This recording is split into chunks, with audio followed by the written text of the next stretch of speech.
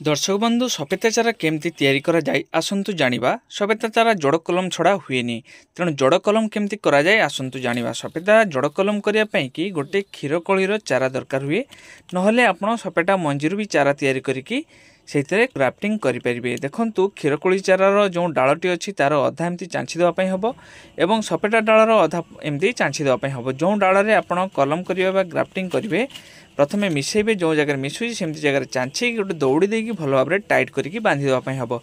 पाखापाखि 4 रु 5 मास लागे ग्राफ्टिंग सफल होवा पई। 3 रु 3.5 मास पर एमती सफेदा डाल को अधा काटिदेवे ता मूलपटु एवं क्षीरकोली चारार मूलपटु जेतकी नुआ डाल एवं अग अच्छी यहाँ काटिदेवाई हम। ठीक 4 रु 5 मास पर ग्राफ्टिंग आमर सफल हो जाइथिबो। आमे सेटा को काटिकी जेकोसी कुंडरे हो किंबा आपण माटी में लगे पारे, किसी असुविधा हेनी। देखंतु गछर ग्रोथ केते सुंदर अच्छी। दर्शक बंधु एहीपरि भाव में सफेदा जड़ कलम करा जाय थाए।